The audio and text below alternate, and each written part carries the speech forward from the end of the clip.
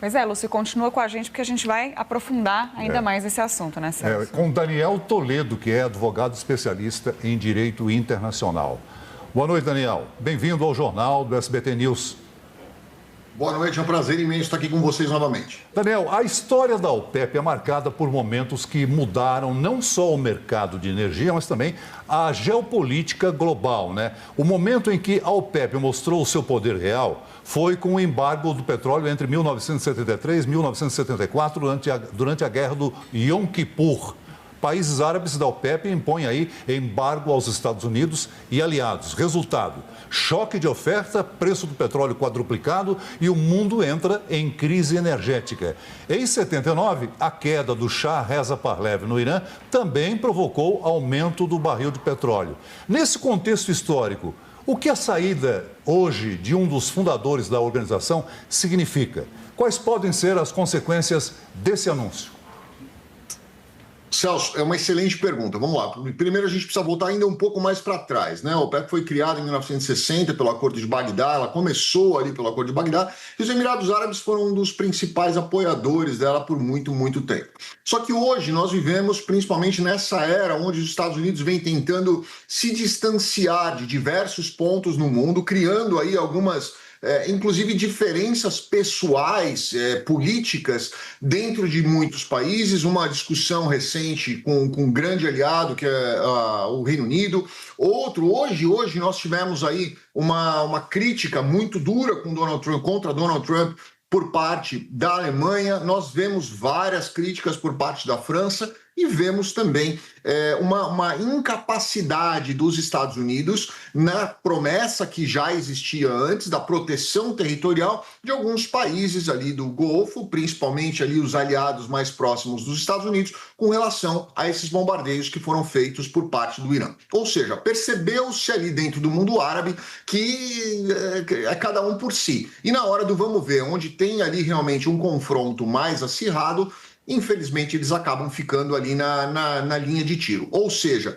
cada um precisa, a partir desse momento, esse foi um recado muito claro que eles receberam, cada um, a partir desse momento, precisa cuidar da sua própria diplomacia e, através da sua diplomacia, evitar que tenham aí eventuais invasões ou ataques ou qualquer tipo de prejuízos com relação à sua produção nacional. Lembrando que os Emirados Árabes hoje são o terceiro maior produtor dentro da OPEP, e isso faz com que eles tenham um poder de barganha em produção mundial muito grande. Ou seja, se eles se distanciarem desse clube onde eles decidem ali, vou produzir mais, vou produzir menos, se eu produzir menos, lei de oferta e procura, eu vou ter mais preço onde eu vou ganhar mais. Ou se eu produzir mais, eu vou ganhar mais na quantidade ao invés de ganhar mais no preço. Então vamos nos unir para decidir isso. Houve época onde a OPEP chegou a ser responsável por 40% do petróleo mundial, hoje isso é 10% menos, 8%, 10% menos. Ou seja,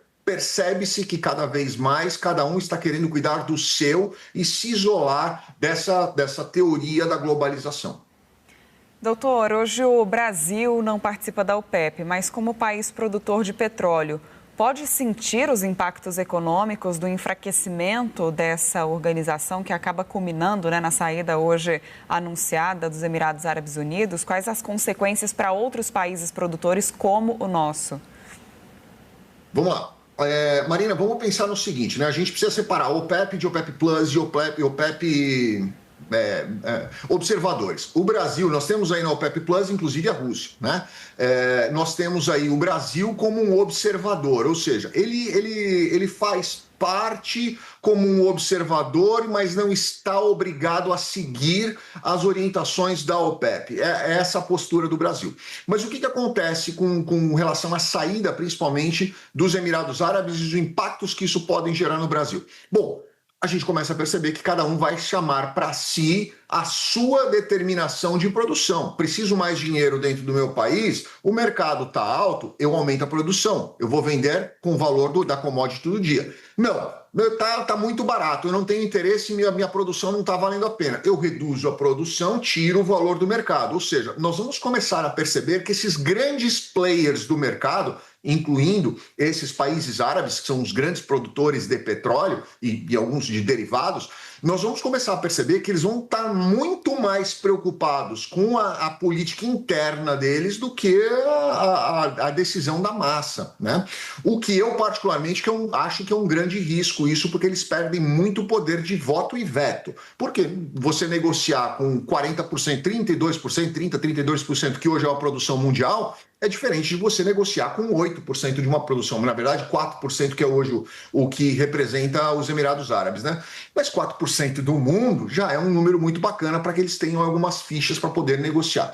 O Brasil vai sentir, sem dúvida nenhuma, mas eu enxergo que o Brasil vai sentir positivamente a médio, principalmente longo prazo. Mas a curto prazo, nós vamos, infelizmente, sentir isso aí diretamente no bolso do consumidor, como estamos sentindo, inclusive, aqui nos Estados Unidos. Nós vamos ver isso não só na bomba de gasolina, mas também e principalmente no valor do mercado, que é onde tudo acaba se impactando. Daniel, eu queria te perguntar que papel o senhor acha que a guerra teve nessa decisão, que peso a guerra teve nessa decisão dos Emirados Árabes de saírem da OPEP, porque o governo dos Emirados Árabes vinha criticando, né, os parceiros em relação à postura que eles estavam tendo com o Irã. E isso também o senhor considera que essa saída é uma vitória para o Donald Trump? Sem dúvida, os Estados Unidos sempre estão fora da OPEP, sempre foram uma grande oposição à OPEP, até porque eles são os maiores produtores mundiais de petróleo. Não são as maiores reservas mundiais proporcionais de petróleo, mas são os maiores produtores. E hoje eles são completamente...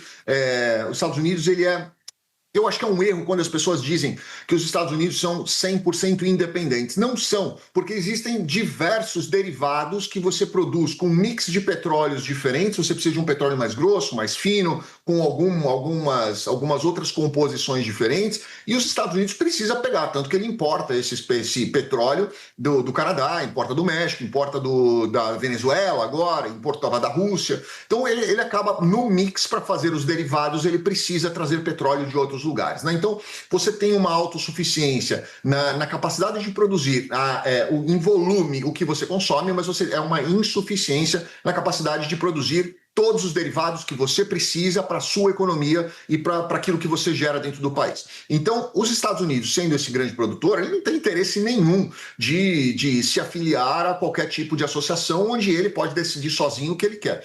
Mas quando você tem uma ruptura em blocos que tem a capacidade de colocar voto e veto numa produção de 30%, 32% do petróleo mundial, sem dúvida nenhuma, isso fortalece imensamente o poder dos Estados Unidos na questão de intervenção no mercado e capacidade de produção e principalmente na influência dos preços do petróleo. Eu, particularmente, acho muito difícil o petróleo voltar nos próximos 6 a 8 meses, eu acho muito difícil voltar à casa dos 60, 70 dólares que eram antes. Daniel, eu te perguntei também se você acha que a postura dos outros países em relação ao Irã levou a essa decisão também dos Emirados Árabes. Sem dúvida, sem dúvida. É o que a gente tinha conversado até um pouco antes.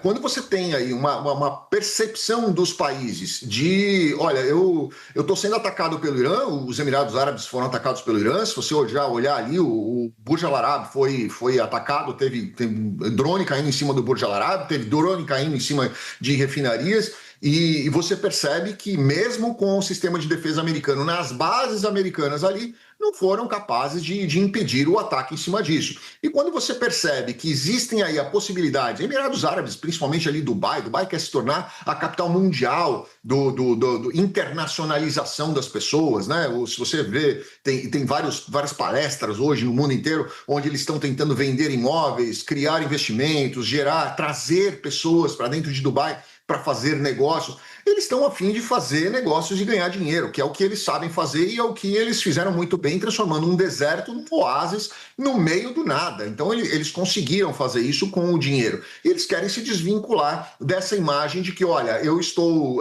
num bloco alinhado com a Arábia Saudita, com o Omã, com o Qatar. O Qatar saiu, inclusive, né? O Qatar foi um dos primeiros a se retirar em 2019, hein? Antes disso houveram outros, mas o Qatar foi um dos principais significativos ali que acabaram saindo, justamente por essa questão de, olha, eu decido por mim e eu quero ter relações diplomáticas e comerciais com o Irã, independentemente do viés político ou do viés religioso que ele tenha. Então eu acredito que sim, impactou muito e vai impactar outros países também. Doutor Daniel Toledo, advogado especialista em Direito Internacional, a gente agradece muito a sua participação aqui no Jornal do SBT News. Seja sempre bem-vindo. Boa noite. Muito obrigado, um excelente dia para vocês. Boa noite. Nós vamos para um rápido intervalo. Fique com a gente. O Jornal do SBT News volta daqui a pouco.